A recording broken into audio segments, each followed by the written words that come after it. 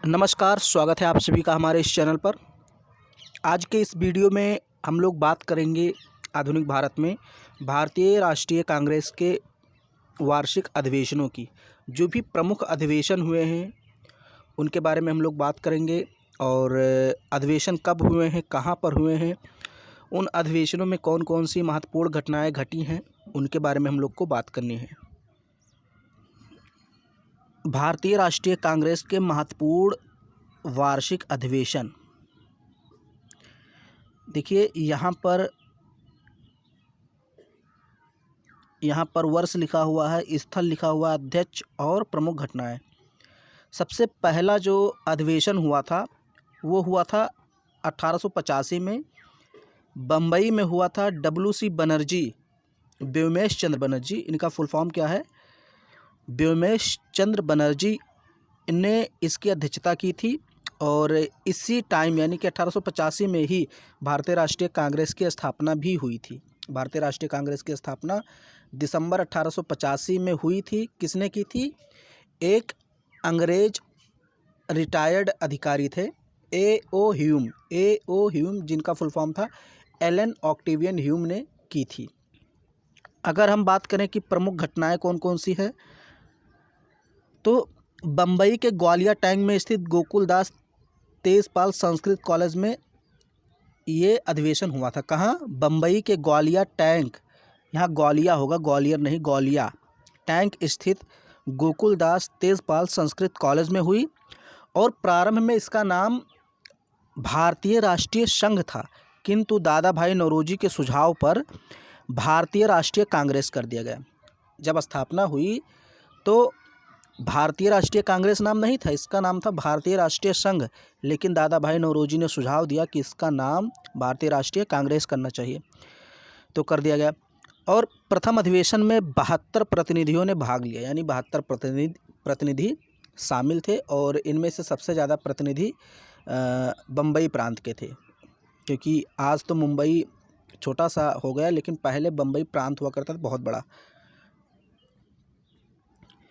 फिर यहाँ पर आपका जो दूसरा अधिवेशन है वो हुआ एक वर्ष बाद, मतलब एक एक वर्ष पर अधिवेशन होते रहे हैं। तो दूसरा अधिवेशन 1886 में हुआ। कहाँ पर आयोजन हुआ?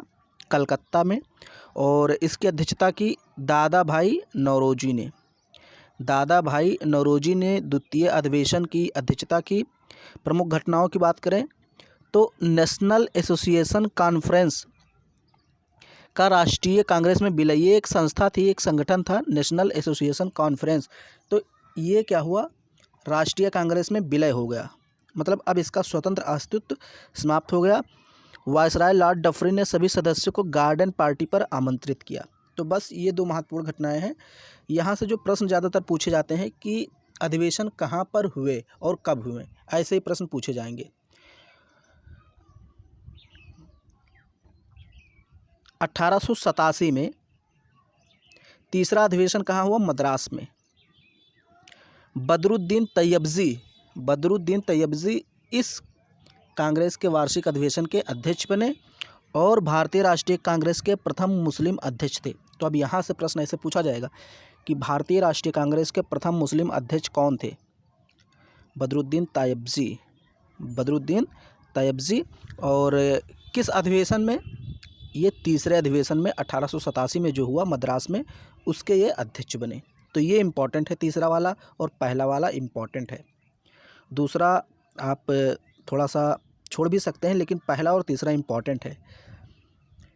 फिर यहाँ पर है चौथा अधिवेशन 1888 में हुआ। अभी देखिए सीक्वेंस से, कुछ अधिवेशन महत्वपूर्ण हैं तो उनको मैं सीक्वेंस से लगातार ले लिया हूँ, और बाकी जो बीच में इम्पोर्टेंट नहीं होंगे उनको हम लोग छोड़ देंगे।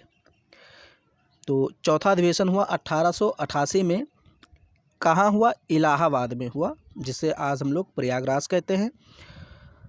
जॉर्ज यूले इसके अध्यक्ष बने, एक अंग्रेज थे, और ये प्रथम यूरोपीय थे जो अध्यक्ष बने थे, यानी प्रथम यूरोपियन निर्वाचित अध्यक्ष।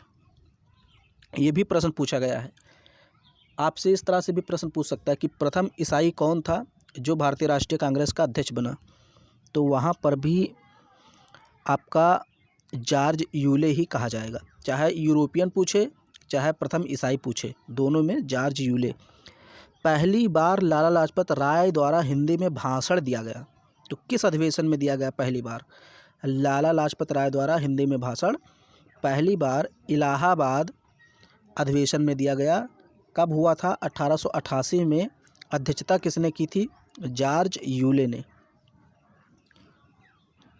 फिर यहाँ पर है 1889 का बम्बई अधिवेशन, यानी कि प्रथम हुआ था बम्बई में और पांचवा अधिवेशन भी बम्बई में हुआ था। इसकी अध्यक्षता किसने की? विलियम वेडरबर्न ने। विलियम वेडरबर्न, ये भी अंग्रेजी थे। इंग्लैंड में कांग्रेस के दृष्टिकोण का प्रचार करने के लिए एक प्रतिनिधिमंडल भेजने का फैसला किया गया। तो ये घटना उतनी इम्पोर्टेंट नहीं है, लेकिन आप फिर भी पढ़े रहिए। ये जानिए कि पांचवा अधिवेशन कांग्रेस का बम्बई में हुआ था और विलियम वेडरबर्न ने इसकी अध्यक्षता की थी।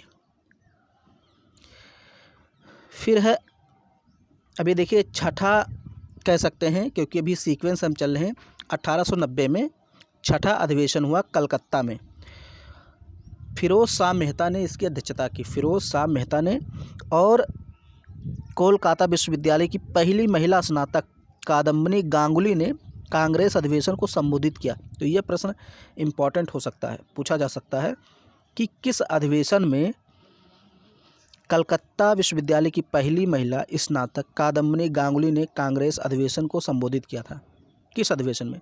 तो कलकत्ता अधिवेशन 1890 में, यानी कि छठा जो कांग्रेस का अधिवेशन हुआ था उसी में। अध्यक्षता किसने की थी? फिरोज शाह मेहता ने। अब देखिए यहाँ पर मैंने कुछ अधिवेशन छोड़ दिए हैं जो कि इतना इम्पोर्टेंट नहीं है। फिर मैं आ गया हूँ 1896। तो 1896 का अधिवेशन कहाँ हुआ? कलकत्ता में ही हुआ और इसकी अध्यक्षता की रहमतुल्ला एम सयानी ने। रहमतुल्ला एम सयानी ने। और ये अधिवेशन बहुत महत्वपूर्ण है क्योंकि इसी अधिवेशन में पहली बार वंदे मातरम को गाया गया था। पहली बार वंदे मातरम। वंदे मातरम बंकिम चंद्र चटर्जी ने लिखी है। वंदे मातरम क्या है? हमारा जनगण मंगण नहीं है, वो तो हमारा राष्ट्रगान है, जबकि ये हमारा वंदे मातरम जो है ये राष्ट्रगीत है। तो चाहे पूछे सबसे पहले राष्ट्रगीत कब गाया गया या फिर सबसे पहले वंदे मातरम कब गाया गया, तो 1896 के कलकत्ता अधिवेशन में अध्यक्षता किसने की? रहमतुल्ला एम सयानी ने। फिर है 1905 में कांग्रेस का अधिवेशन कहाँ हुआ? बनारस में हुआ। बनारस या वाराणसी या काशी, आप बनारस जानिए और वाराणसी जानिए, दो नाम से। अध्यक्षता किसने की? गोपाल कृष्ण गोखले जी ने की।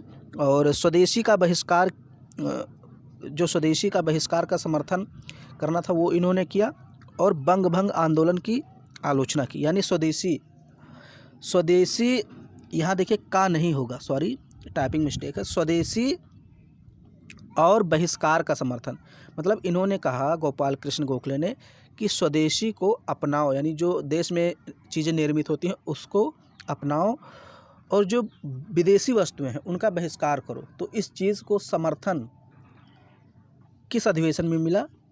1905 के बनारस अधिवेशन में, जिसकी अध्यक्षता गोपाल कृष्ण गोखले ने की और साथ ही साथ बंग भंग आंदोलन की आलोचना भी की गई थी। तो यहाँ पर एक छोटा सा मिस्टेक है, यहाँ का नहीं होगा, यहाँ होगा वाह, स्वदेशी व बहिष्कार। फिर यहाँ पर है 1906 का कलकत्ता अधिवेशन। अध्यक्षता किसने की? दादा भाई नौरोजी ने। स्वराज शब्द का प्रथम बार प्रयोग किया गया, बहुत ही इम्पॉर्टेंट बात है। स्वराज शब्द का प्रथम बार प्रयोग किस अधिवेशन के तहत किया गया या किस अधिवेशन में किया गया?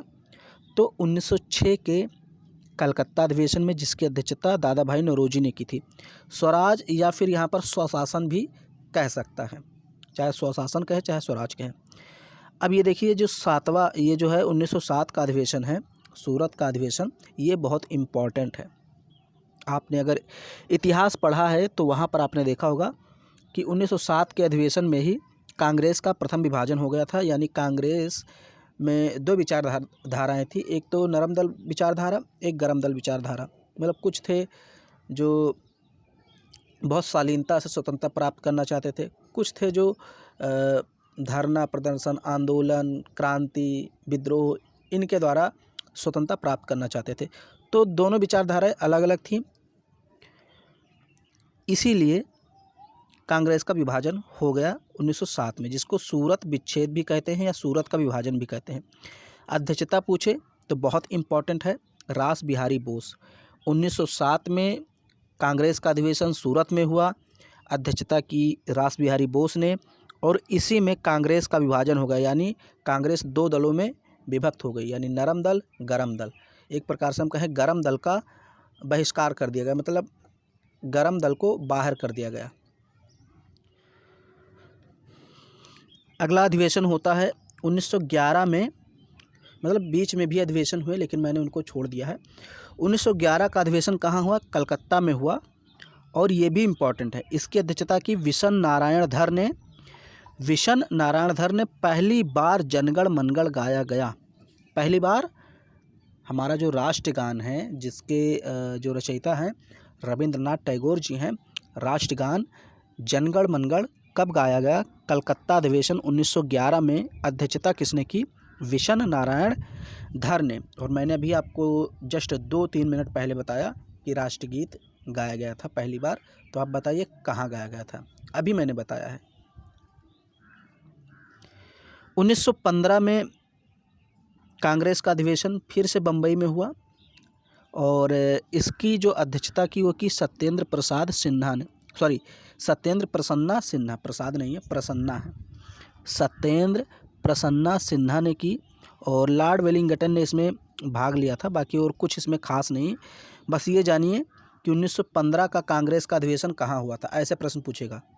1915 का कांग्रेस का अधिवेशन कहाँ हुआ था? बम्बई में। 1915 का अधिवेशन जो बम्बई में हुआ उसकी अध्यक्षता किसने की? सत्येंद्र प्रसन्ना सिन्हा। बस इतना ही। अब ये देखिए 1916 का अधिवेशन बहुत महत्वपूर्ण है, बहुत महत्वपूर्ण, मतलब सबसे ज़्यादा महत्वपूर्ण। अगर अधिवेशन की बात करें तो सबसे ज़्यादा यही है। 1916 का अधिवेशन हुआ लखनऊ में, और आर.सी.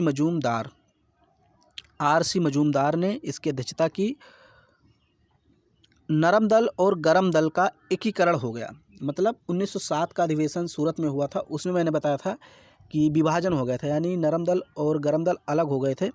तो 9 वर्ष बाद 1916 में लखनऊ अधिवेशन में फिर से नरम दल और गरम दल एक हो गए। कांग्रेस और मुस्लिम लीग में भी समझौता हो गया। इसी अधिवेशन में बाल गंगाधर तिलक जी ने एक वक्तव्य कहा था, एक नारा दिया था कि स्वराज मेरा जन्म सिद्ध अधिकार है, मैं इसे लेकर रहूँगा। तो ये बात बहुत इम्पॉर्टेंट है, और ये अधिवेशन भी बहुत ज़्यादा इम्पॉर्टेंट है। आर.सी. मजूमदार इसकी अध्यक्षता करने वाले थे। 1917 में कलकत्ता में अधिवेशन होता है कांग्रेस का, और इसकी अध्यक्षता एनी बेसेंट करती हैं, प्रथम महिला अध्यक्ष थी। ये कई बार पूछा गया है। भारतीय राष्ट्रीय कांग्रेस की प्रथम महिला अध्यक्ष कौन थी? एनी बेसेंट थी। ध्यान देना, अभी आगे एक चीज़ और आएगा, वहाँ पर भी आपको मैं बताऊँगा। प्रथम महिला अध्यक्ष एनी बेसेंट, कलकत्ता अधिवेशन 1917। 1920 में कांग्रेस का अधिवेशन नागपुर में हुआ, बम्बई के नागपुर में, महाराष्ट्र के नागपुर में, और सी विजय राघवा इसके अध्यक्ष बने। असहयोग आंदोलन के कार्यक्रम का अनुमोदन किया गया। अनुमोदन एक प्रकार से आप कह सकते हैं समर्थन किया गया कि असहयोग आंदोलन सही है। तो 1920 1 अगस्त 1920 को आपको पता ही है कि असहयोग आंदोलन की शुरुआत हुई थी। तो नागपुर में अधिवेशन हुआ कांग्रेस का, सी विजय राघवा ने अध्यक्षता की, असहयोग आंदोलन का समर्थन अनुमोदन किया गया। 1924 में बेलगांव में अधिवेशन हुआ। ये इम्पॉर्टेंट है 1924 का, क्योंकि ये एकमात्र अधिवेशन है जिसकी अध्यक्षता महात्मा गांधी जी ने की।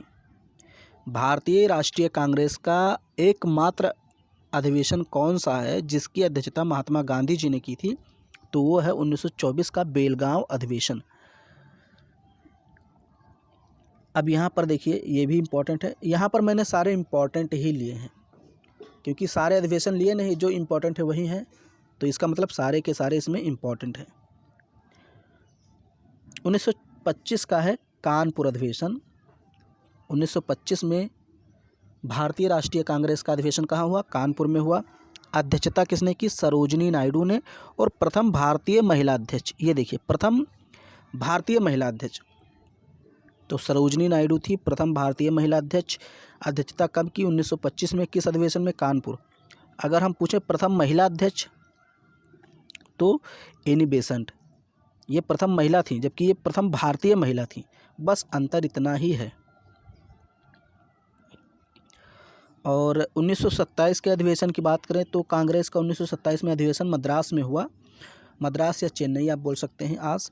और M.A. अंसारी ने इसकी अध्यक्षता की। पूर्ण स्वाधीनता की मांग की गई। साइमन कमीशन का बहिष्कार किया गया। चूँकि 1927 में आप जानते हैं साइमन कमीशन जो था उसका प्रस्ताव लाया गया था, तो और 1928 में भारत में आया था साइमन कमीशन। तो 1927 में चूँकि अधिवेशन हुआ और प्रस्ताव भी लाया गया था, इसलिए उसी अधिवेशन में इसका बहिष्कार किया गया कि ये भारत के लिए सही नहीं है, क्योंकि जो साइमन कमीशन आने वाला था उसमें कोई भी भारतीय नहीं था, सारे के सारे अंग्रेज़ भरे हुए थे, इसलिए इसका बहिष्कार किया गया। और 1928 में जब ये साइमन कमीशन भारत आता है तो गो बैक साइमन मतलब ऐसे नारा देते हैं सब लोग, भारतीय लोग।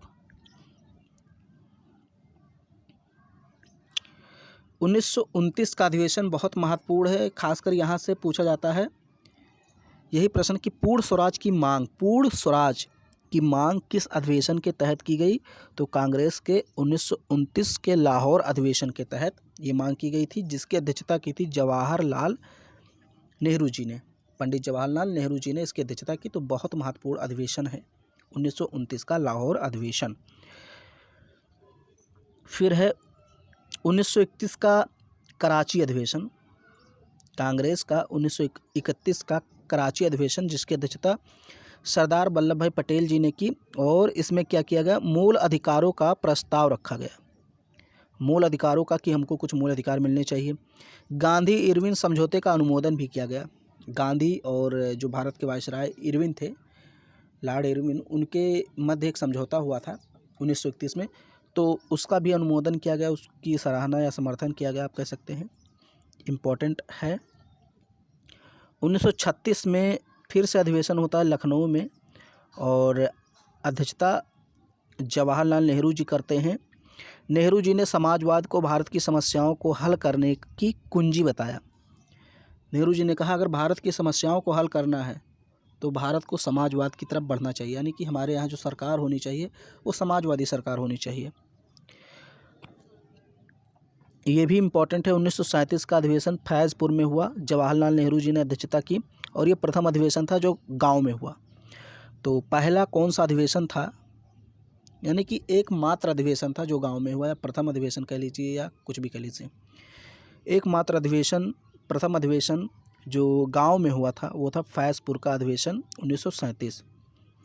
अध्यक्षता जवाहरलाल नेहरू जी ने की थी। और फिर यहाँ पर है 1938 का कांग्रेस का अधिवेशन हरिपुरा में हुआ। सुभाष चंद्र बोस जी ने अध्यक्षता की। सुभाष चंद्र बोस द्वारा हिंदी भाषा के लिए रोमन लिपि लागू करने की वकालत की गई और राष्ट्रीय नियोजन समिति का गठन किया गया। राष्ट्रीय नियोजन समिति का गठन किस अधिवेशन के तहत किया गया? कांग्रेस के हरिपुरा अधिवेशन के तहत। कब हुआ? 1938 में। अध्यक्षता सुभाष चंद्र बोस ने। 1939 में त्रिपुरी अधिवेशन हुआ, त्रिपुरी अधिवेशन, और इसकी भी अध्यक्षता सुभाष चंद्र बोस ने की, लेकिन सुभाष चंद्र बोस जी ने त्यागपत्र दे दिया और फिर अध्यक्ष इसके कौन बने?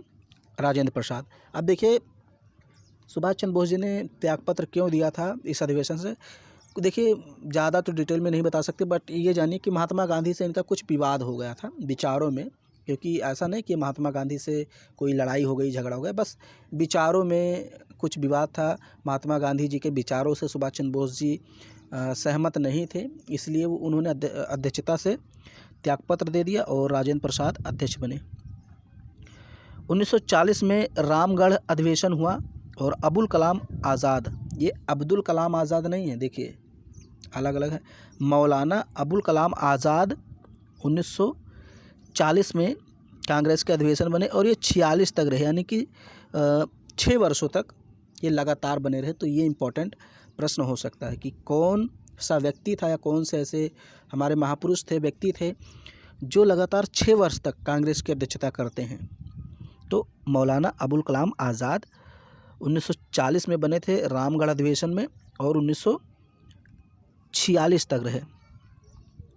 फिर 46 में अधिवेशन होता है मेरठ में और JB कृपलानी इसकी अध्यक्षता करते हैं। आज़ादी के समय कांग्रेस के अध्यक्ष थे बस। तो JB कृपलानी कांग्रेस के अध्यक्ष कब बने? मेरठ अधिवेशन में 1946 में, और स्वतंत्रता जब हमको मिली 1947 में तो भी ये अध्यक्ष ही थे। तो ये कांग्रेस के कुछ महत्वपूर्ण अधिवेशन थे और कहाँ पर हुए, किस समय हुए और अध्यक्षता किसने किसने की, कौन कौन सी महत्वपूर्ण घटनाएं घटी, ये मैंने आपको बता दिया है। उम्मीद करता हूँ ये वीडियो आपको पसंद आया होगा। अगर वीडियो आपको सच में पसंद आया तो वीडियो को एक लाइक कर दीजिए और अपने सभी दोस्तों में इसको शेयर ज़रूर करें। चैनल पे पहली बार हैं, चैनल को सब्सक्राइब भी करें।